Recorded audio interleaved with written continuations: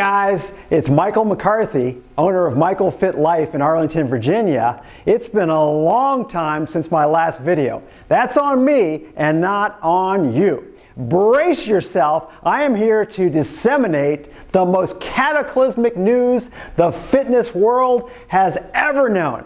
Sit-ups and crunches have gone the way of the dinosaurs. They are dead to you and me and everyone in between. In this video, I am going to give you several reasons why it's time to jettison sit-ups and crunches from your fitness routine. I also want to give you, the savvy health and fitness consumer, several alternatives that will more than make up for the tragic demise of sit-ups and crunches. Sit-ups and crunches are bad for three reasons. Number one, they are not effective. Sit-ups and crunches are isolated movements that do not target multiple muscles and joints. To a certain extent, both sit-ups and crunches target your rectus abdominis or six-pack. Crunches more so than sit-ups. Sit-ups and crunches do not target your transverse abdominis or deep stomach muscles very effectively. If you want to work your obliques or side stomach muscles, sit-ups and crunches will not help you. Number two, sit-ups and crunches are bad for your back. When you do sit-ups and crunches, you flex your back. You also compress your back. Over time, sit-ups and crunches can destabilize your spine and lead to back problems. It's also easy to put strain on your neck when you do sit-ups and crunches. Reason number three, sit-ups and crunches do not require any stabilization or balance. You will never see someone fall over while doing sit-ups and crunches. Okay, maybe a very drunk person. Many core exercises require you to stabilize yourself. This requires multiple muscles. It's also great for your balance. When you are evaluating core exercises, ideally you want to do exercises that target all parts of your core and require balance. I am going to share 5 core exercises that are much better and much safer than sit-ups and crunches. When you are doing these exercises, it is essential that you are mindful of your back. This means keeping your back straight and stabilized. With some of these core exercises, you are going to tilt your pelvis back. Also, try to relax your neck as much as possible. Focus on form. Don't try to do a lot of repetitions. I'll take 10 impeccable repetitions over 25 flawed repetitions any day of the week. It's as simple as quality over quantity. For example, if you do push-ups correctly, 10 perfect push-ups is enough for most people. I recommend doing these core exercises for a set amount of time. Forget about reaching a certain number of repetitions. Concentrate on your form. Exercise number 1. When you do the low plank, start with your hands and feet shoulder width apart. Get your back straight. You do not want to arch your lumbar spine or low back. You are almost ready. You will want to make a few micro adjustments before you begin. The goal is to activate your abs as much as possible. Your core is tight. Suck your belly button in towards your spine. Tilt your pelvis back. Your low back is slightly rounded, but for the most part, your back is straight and you are contracting your abs. Hold this position until your form starts to break down. Usually, that means that your body is sagging or your butt is in the air. There are many low plank progressions. This one is my favorite. Place your elbows on top of a stability ball. Get your core tight by sucking in your abdominals. Your back is straight. When you roll the ball, only your arms are moving. You can roll the ball forwards and backwards or in a circular motion. Exercise number 2, the Russian twist.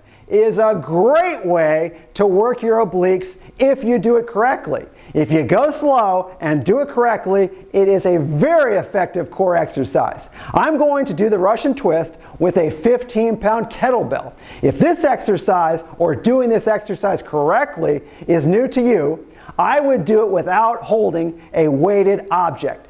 Get the form down, add a medicine ball or kettlebell when you feel comfortable with the form. Notice how I am lifting my feet off the mat.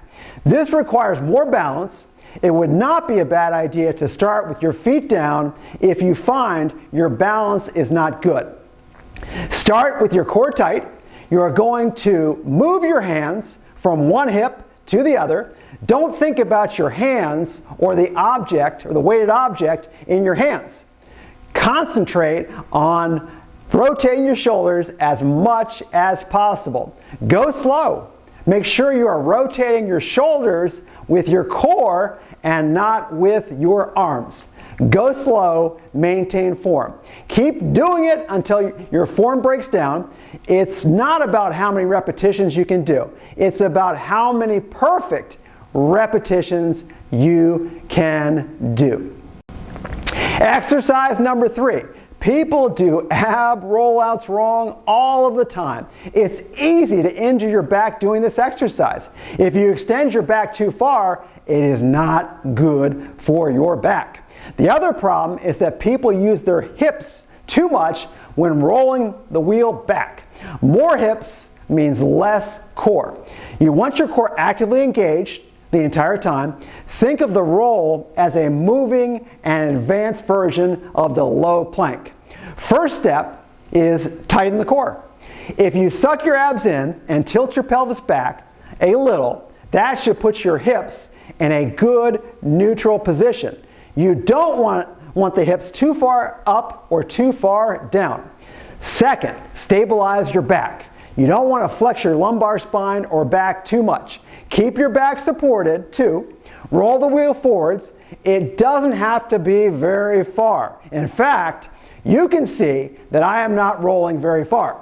Go slow. You will know that you have rolled too far forwards if your form has broken down or it doesn't feel good on your back. Another more gentle option is to use a stability ball. You are on your knees, you are keeping your abs tight and back straight.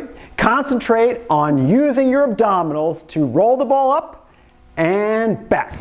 Exercise number 4. The side plank is the quintessential obliques or side stump muscles exercise. Make sure your spine is nice and straight. I'm going to give you 4 variations. In the first variation, your legs are together and bent. Lift your hips. Try to avoid dropping your hips. Hold. In the second variation, straighten both legs. Cross your top leg over your bottom leg. Lift your hips. Hold. Don't dip those hips.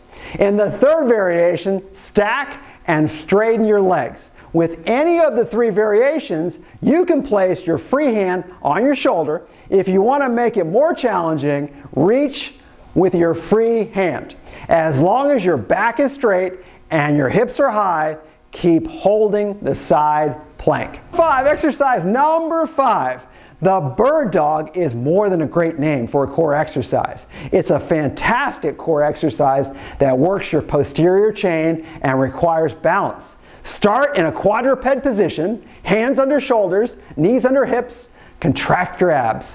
Maintain that tension in your abs throughout the exercise. Your back is straight.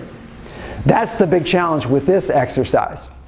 Keeping the back straight as you move your arms and legs. Go slow, your form will be better. Extend one arm and the opposite leg out as far as you can reach. Keep the back straight and stationary. Hold it until your form breaks down. Do the other side too. The next progression involves starting in the same position with one arm and the opposite leg fully extended. Bring one knee to the opposite elbow. Reach again.